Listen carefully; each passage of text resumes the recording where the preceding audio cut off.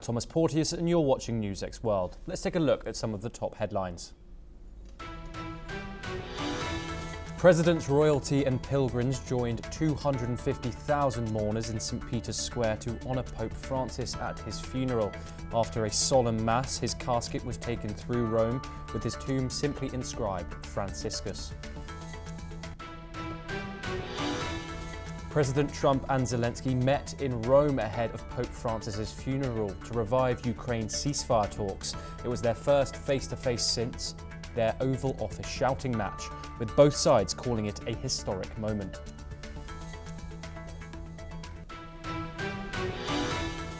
India and Pakistan exchanged fire for a second day after a deadly attack on tourists in Kashmir killed 26. India accused Pakistani troops of unprovoked firing along the de facto border.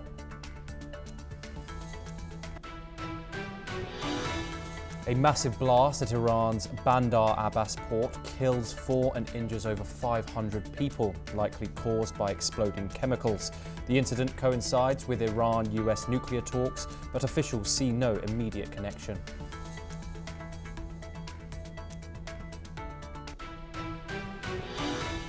Hamas offers a multi-year truce with Israel but refuses to disarm, seeking support in Cairo talks. The group proposes a 5 to 7 year ceasefire deal in exchange for a Gaza reconstruction, prisoner exchanges and hostage deals.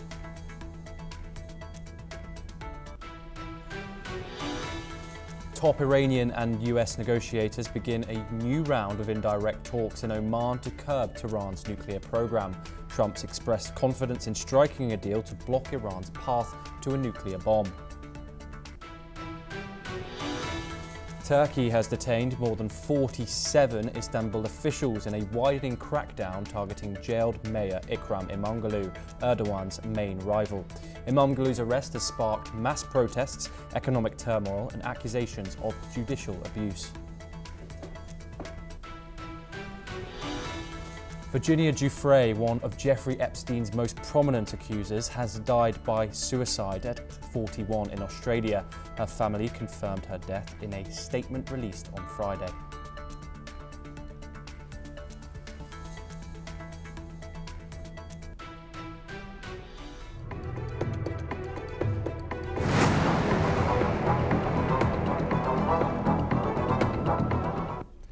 You join us in our ongoing coverage of the situation in Kashmir, where tensions are currently escalating sharply between India and Pakistan after a deadly attack on tourists in the region left 26 civilians dead. For a second straight day, Indian and Pakistani troops exchanged gunfire across the de facto border. India accuses Pakistan of carrying out the attack, identifying 2 Pakistani nationals among the suspects. In a strong retaliatory move, India has suspended the decades-old Indus Waters Treaty, with officials vowing to halt all water flow to Pakistan. Meanwhile, Pakistan's Prime Minister, Shehbaz Sharif, has called for a neutral international investigation, rejecting direct blame. Let's take a listen in to what the Pakistani Prime Minister had to say. Pakistan is open to participate in any neutral, transparent and credible investigation. Our valiant armed forces remain fully capable and prepared to defend the country's sovereignty and its territorial integrity against any misadventure, as clearly demonstrated by its measured yet resolute response to India's reckless incursion in February 2019. In related news regarding the ordeal, US President Donald Trump, reacting to the developments, said tensions between India and Pakistan have existed for a long time and expressed confidence that they will resolve the situation. Let's take a listen to what US President Donald Trump had to say. I'm very close to India and I'm very close to Pakistan, as you know. And they've had that fight for 1,000 years in Kashmir. Kashmir has been going on for 1,000 years, probably longer than that. And it was a bad one yesterday. That was a bad. We are joined by Major General P.K. Sehgal, Senior Defence Expert located in New Delhi, to discuss this further. Thank you very much, General, for joining us. As we know, India has accused Pakistan of direct involvement in these attacks on the region of Jammu and Kashmir, killing 26 tourists. They have cited 2 Pakistani nationals as among the suspects. How credible and conclusive is the evidence that India has presented so far? The audio is gone. Apologies, we seem to have some audio issues there. Major General, my question is, India has obviously accused Pakistan of direct involvement through these 2 Pakistani nationals who are said to be among the suspects. How credible and conclusive is the evidence that India has presented so far? India need not present any evidence to Pakistan because Pakistan would deny it. If you recall, when they carried out the Mumbai attack, Pakistan was given 35 dossiers, but they disregarded each one of them, said that they don't have enough evidence. Now that Rana has been extradited, Pakistan is already on the back foot by saying, we don't bother about Rana, he's a Canadian citizen, we got nothing to do with him. And he's not even renewed his documents for the last 20 years. They are forgetting the fact that Rana was an army officer in the Pakistan army for 7 years. He was a very close ally of his side. He was a very close ally of the Pakistani ISI and the Pakistani dispensation besides the Pakistani army. Yes. Thereafter, when the attack took place on Pathankot, after Prime Minister Modi met Nawaz Sharif at his residence on his way back from Afghanistan, Pakistan till date denies the fact that they were involved in the attack on Pakistan, on Pathankot. When Uri incident took place where 19 of our Jawans were killed, Pakistan continues to say that we had nothing to do with it. It was the homegrown terror of yours that did this. When 40 of our CRPF Jawans were killed in Pulwama, Pakistan again said that they have nothing to do with it, despite the fact that LET Chief Hafiz Saeed distributed sweets and accepted the fact that they've done it. That notwithstanding, Pakistan kept denying it. If you remember, when the Kargil war took place, Pakistan did not even accept dead bodies of 400 to 500 of their soldiers, saying that they are not Pakistanis. Even when Kasab was caught after the Mumbai attack alive, they refused to accept that he's a Pakistani citizen. So Pakistan has always been in a denial mode.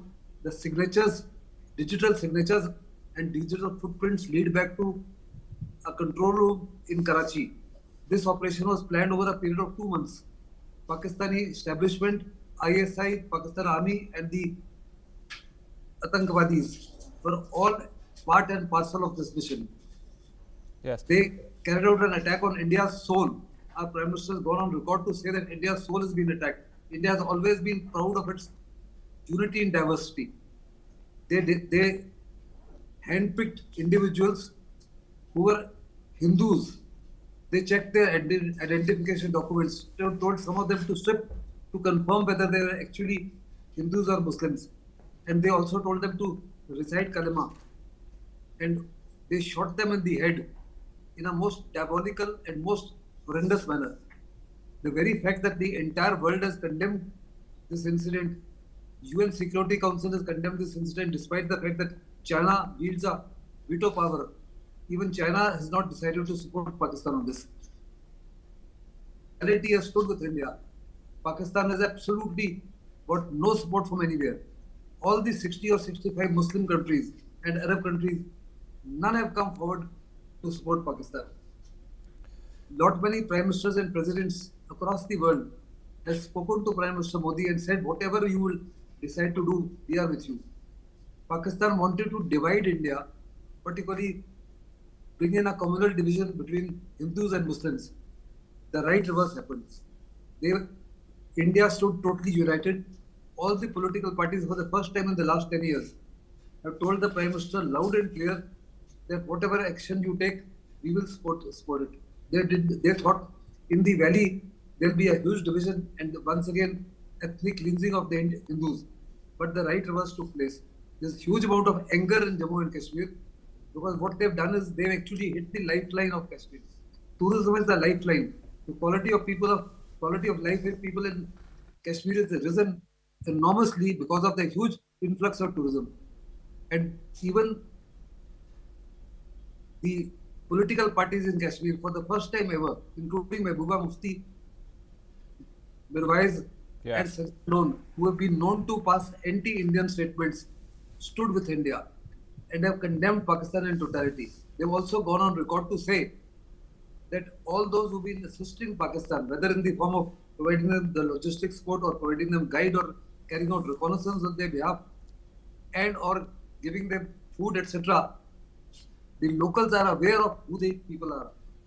And sooner than later, they will inform the security forces about these individuals. And as far as if that happens, that's the grand end of terrorism in Jammu and Kashmir. No terrorism anywhere in the world can survive without local support. And local support seems to be disappearing. Pakistan did not anticipate that this is going to be the type of reaction of India. This is going to be the reaction of Jammu and Kashmir. This is going to be the reaction of the world at large.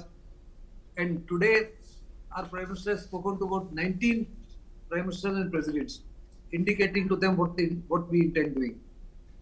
If you recall, before the 1971 war, Mrs. Gandhi went on a tour of several countries to trying for shaping the international environment in India's favor. Now we did not have to go anywhere. Yes. 20 heads, ambassadors were briefed first time, and then 45 ambassadors briefed again by our External Affairs Minister.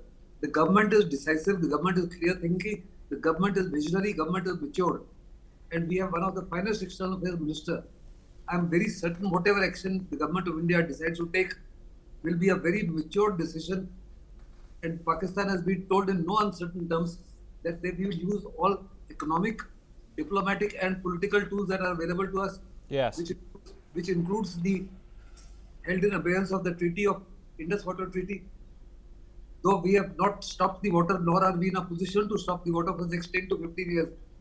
Till such time we create dams, we create reservoirs, we divert the rivers and we create canals, etc. You cannot stop 135 billion acre feet of water to be flowing into Pakistan. But we showed them our intent of doing so. And as far as the Defence Minister is concerned, Defence Minister has gone on record to say, yes, the punishment that we are going to meet to you this time will be far severer than what we did after the attack on Pulwama, that Balakot strike, and after the surgical strike. Pakistan is absolutely on the back foot. They have no idea whatsoever whether we are going to hit the terrorists, we are going to hit the terrorist training installations or their headquarters, or we are going to hit the Pakistani Army, the Air Force, or even the Navy. yes. There is absolute worry in Pakistan. They are completely and totally on the back foot. They are already meeting, the Pakistani Foreign Affairs is holding meetings with the Chinese ambassador. Their ministers have gone down to various countries, virtually begging them for assistance and support against India. Yes. But unfortunately for Pakistan, no country will come forward. Even if you see Chinese reaction, first 24 hours China did not react. But yes. after Major General Sehgal, thank you very much for joining us and for your insight. We have to move on, sadly. Let's move over to Europe now, where US President